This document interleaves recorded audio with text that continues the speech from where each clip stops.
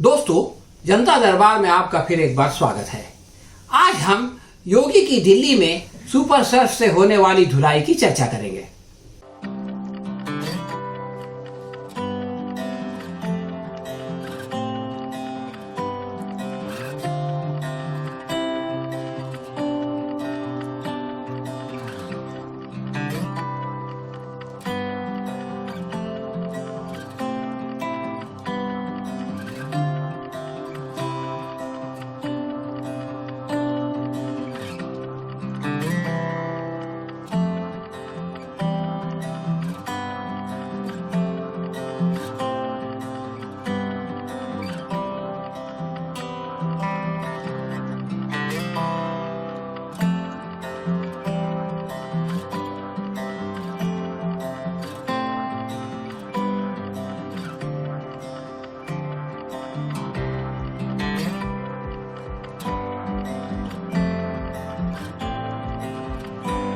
उत्तर प्रदेश का कोई कांग्रेसी नेता अगर बीजेपी में आए तो उसका मुख्यमंत्री द्वारा लखनऊ में स्वागत होना चाहिए, लेकिन ऐसा नहीं हुआ। दिल्ली के अंदर मोदी के चहीते पीयूष गोयल ने कांग्रेस से आने वाले जितिन प्रसाद का पार्टी में स्वागत किया। अगले दिन योगी आदित्यनाथ को दिल्ली आना था। ये काम अगर उनकी उपस्थिति में होता तो उनका सम्मान बढ़ जाता, लेकिन उनको तो अपमानित करने की खातिर दिल्ली बुलाया जा रहा था। इसलिए इससे पहले निपटा कर यह संदेश दिया गया कि उत्तर प्रदेश के अहम फैसले लखनऊ में नहीं दिल्ली में होते हैं और उनके लिए योगी को विश्वास में लेना जरूरी नहीं समझा जाता। योगी जी के लिए यह पहला झटका था। स्लाटर हाउस में जानवर को पहले झटका देकर कमजोर किया जाता है, फिर उस पर छुरी चलाई जाती है। योगी के साथ यही तरीका अपनाया गया। संघ के नेता अपने पसंदीदा बकरे की बलि का दृश्य देखकर आश्चर्यचकित रह गए। योगी जी ने पिछले कुछ दिनों में बड़े नाटक किए। एक दिन तो उन्होंने अपने आप को सबसे काट लिया और गोया मौन व्रत रख लिया। किसी से बात नहीं की, किसी का फोन नहीं लिया। दिल्ली से उन्हें समझाने के लिए आरएसएस के जनरल सेक्रेटरी दत्तात्रेय होसाबले आए, लेकिन वो नहीं माने। बीजेपी उत्तर प्रदेश के प्रभारी राधा मोहन सिंह को उन्होंने घास नहीं डाली। वो बेचारे गवर्नर से मिलकर लौट गए। पार्टी जनरल सेक्रेटरी बीएल संतोष विधायकों से मिलते रहे, लेकिन योगी ने उन्हें मुंह नहीं लगाया। प्रधानमंत्री के चहीते एके शर्मा को मंत्री पद देने पर किसी सूरत राजी नहीं हुए। दिल्ली हरगिज नहीं जाऊंगा, गोरखपुर चला जाऊंगा वाली डींग मीडिया में गूंजती रही, लेकिन फिर अचानक दिल्ली का मुहूर्त निकल आया। मुख्यमंत्री जब दिल्ली की जानिब निकले तो उनके साथ कोई मंत्री था न संतरी। 2 अदद उप मुख्यमंत्री हैं, कम से कम उनमें से एक को साथ ले लेते, लेकिन उन्हें पता था कि दूसरों के सामने डांट सुनने से इज्जत घटती है, इसलिए अकेले चल दिए। वैसे भी उन्होंने अच्छे समय में किसी को साथ नहीं रखा, इसलिए बुरे वक्त में कौन साथ देता। दूसरे मंत्रियों का मामला तो ये था कि चढ़ जा बेटा सूली पर, राम भली करेगा। किसी राम भक्त के लिए इससे अच्छा आशीर्वाद कोई और नहीं हो सकता। योगी जी चाहते थे कि एक ही दिन में गृह मंत्री और प्रधानमंत्री से निपटकर लौट जाएं, लेकिन मोदी जी ने पहले दिन मिलने का वक्त ही नहीं दिया, ताकि शाहजी की मालिश के बाद रात भर में दिमाग दुरुस्त यानी रीफॉर्मेट हो जाए तो दूसरे दिन इत्मीनान से मुलाकात की जाए। मरता क्या न करता। योगी जी की क्या मजाल थी कि कह देते अगर वक्त नहीं है तो ऐसी तैसी मैं रात में लौट जाऊंगा। सत्ता का लोभ सब कुछ ठीक कर देता है। योगी जी ने दिल पर पत्थर रखकर दिल्ली में रैन बसेरा करने का फैसला कर लिया। ये एक भयानक रात थी, क्योंकि लखनऊ में तो गम गलत करने वाले मंत्री न सही अधिकारी मिल जाते थे, लेकिन यहाँ तो दिल्ली में कोई दिलासा देने वाला भी नहीं था। शाहजी ने योगी को नाराज करने के लिए वो सब किया जो संभव था। मिसाल के तौर पर योगी जी जहाँ बैठते हैं उनके आसन पर पहले भगवा चादर बिछाई जाती है। शाहजी ने उसका प्रबंध नहीं किया। योगी जी को हरे रंग से नफरत है, जिसका इजहार वो करते रहे हैं। शाहजी ने हरा कुर्ता पहनकर उनके जख्मों पर नमक लगाया। योगी बेचारे कमरे के अंदर 2 मीटर का फासला रखने के बावजूद मास्क हटाने की जरूरत नहीं कर सके, लेकिन शाह जी ने मास्क लगाने की जरूरत ही नहीं समझी। शाह जी अपने सोफे पर बड़े आराम से पसरे हुए मुस्कुराते रहे, लेकिन योगी जी हाथ बांधे अटेंशन की हालत में इस तरह बैठे थे कि अब रोए कि तब रोए। ये सारी कैफियत उन तस्वीरों में दिखाई देती है जो जानबूझकर मीडिया को प्रचार प्रसार करने के लिए दी गई हैं। योगी जी ने शाह जी को एक किताब भेंट की। इसका शीर्षक उनकी दुर्दशा के समान है। पुस्तक का नाम था प्रवासी संकट का समाधान। खुद योगी भी दिल्ली में प्रवासी थे। उनका संकट बहुत गहरा था और वो उसका समाधान चाहते थे। वो इसके द्वारा ये संदेश देना चाहते थे कि उन्हें लखनऊ से दिल्ली ट्रांसफर न किया जाए, वरना उनके लिए बहुत सारी समस्याएं पैदा हो जाएंगी।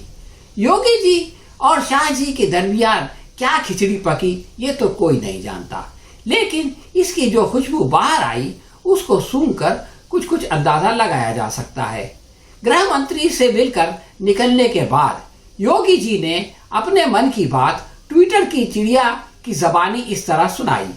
आज आदरणीय केंद्रीय गृह मंत्री श्री अमित शाह जी से नई दिल्ली में शिष्टाचार भेंट कर उनका मार्गदर्शन प्राप्त किया। भेंट हेतु अपना बहुमूल्य समय प्रदान करने के लिए आदरणीय गृह मंत्री जी का हार्दिक आभार। इस शिष्टाचार का अमित शाह ने टक्का सा जवाब दे दिया। उत्तर प्रदेश के मुख्यमंत्री श्री आदित्यनाथ जी से भेंट की। अपमान का सिलसिला यहीं नहीं रुका। योगी के फौरन बाद अमित शाह ने उत्तर प्रदेश की अपना दल एस के कौमी यानी नेशनल अध्यक्ष अनुप्रिया पटेल से मुलाकात की। इसके बाद नाम बदलकर बिल्कुल वही शब्द लिख दिए। इस पार्टी के केवल 2 सांसद थे। बेटी बीजेपी की खातिर अपनी मां को छोड़कर अलग हो गई और अब इस घटक का केवल 1 सांसद है जो मंत्री बनना चाहती है। अमित शाह को चूंकि देश कल्याण में कोई रुचि नहीं है, इसलिए वो सदैव नेताओं से मिलते रहते हैं। हालांकि ये काम पार्टी अध्यक्ष जेपी नड्डा का है, लेकिन कोई नेता उन्हें घास नहीं डालता, क्योंकि सब जानते हैं मोदी जी की आंख और कान तो शाह है, नड्डा की हैसियत केवल जबान की है। अमित शाह ने अनुप्रिया पटेल के बाद हरियाणा के उप मुख्यमंत्री दुष्यंत पटेल से भी मुलाकात की और नाम बदलकर वही संदेश ट्विटर पर लिख दिया। इसका मतलब तो ये है कि शाह जी के नजदीक आदित्यनाथ का महत्व अनुप्रिया या दुष्यंत से ज्यादा नहीं है। सियासत की बिसात पर लोगों को उनकी हैसियत इसी तरह बताई जाती है। इससे अच्छा संदेश तो एक दिन पहले अमित शाह ने जितिन प्रसाद के लिए लिखा था। श्री जितिन प्रसाद का भारतीय जनता पार्टी में स्वागत है। मुझे पूर्ण विश्वास है कि उनके पार्टी में शामिल होने से उत्तर प्रदेश के अंदर बीजेपी के जन कल्याण संकल्प को मजबूती मिलेगी। इस तरह के मीठे बोल योगी जी के लिए भी लिखे जा सकते थे, लेकिन प्रधानमंत्री की मुलाकात से पूर्व योगी जी की जो मालिश आवश्यक थी वो कैसे होती। शाह जी ने जितिन प्रसाद के जरिए योगी आदित्यनाथ को वैक्सीन का पहला डोज दे दिया। योगी जी जब प्रधानमंत्री से मिलने के लिए गए तो वो बिल्कुल सफेद लिबास पहने हुए थे, यानी प्रधानमंत्री बिल्कुल सफेद कपड़ों में थे। हाँ, गले में एक सफेद और भगवा पट्टा जरूर पड़ा हुआ था। प्रधानमंत्री के सामने भी भगवाधारी योगी आदर पूर्वक हाथ बांधकर चेहरे पर मास्क लगाए बैठे रहे। मोदी जी ने भी मास्क नहीं हटाया। मुलाकात के बाद योगी ने फिर ट्विटर पर लिखा, आज आदरणीय प्रधानमंत्री श्री नरेंद्र मोदी जी से नई दिल्ली में शिष्टाचार भेंट एवं मार्गदर्शन प्राप्ति का सौभाग्य प्राप्त हुआ। अपनी व्यस्ततम दिनाचार्य में भेंट के लिए समय प्रदान करने के लिए आत्मीय मार्गदर्शन करने हेतु आदरणीय प्रधानमंत्री जी का हृदय तल से आभार। प्रधानमंत्री के दफ्तर से ये इत्तला दी गई, ये खबर दी गई कि उनकी योगी से मुलाकात हुई, लेकिन खुद मोदी जी ने अपने ट्विटर हैंडल पर इसका उल्लेख नहीं किया। हालांकि एक दिन पहले पश्चिम बंगाल में विपक्ष के नेता शुभेंदु अधिकारी से मुलाकात की खबर मोदी जी ने खुद अपने पर्सनल अकाउंट से दी थी। लेकिन योगी जी को इस सौभाग्य से वंचित रखा गया। इसके बाद योगी जी जब पूरी तरह ढीले पड़ गए तो उनको पार्टी अध्यक्ष जेपी नड्डा की सेवा में प्रस्तुत किया गया। ये बिल्कुल वही मामला है जो ऑपरेशन के दौरान किसी मरीज के साथ होता है। पहले एनेस्थीसिया देकर मरीज को बेहोश किया जाता है। ये काम तो शाह जी ने कर दिया।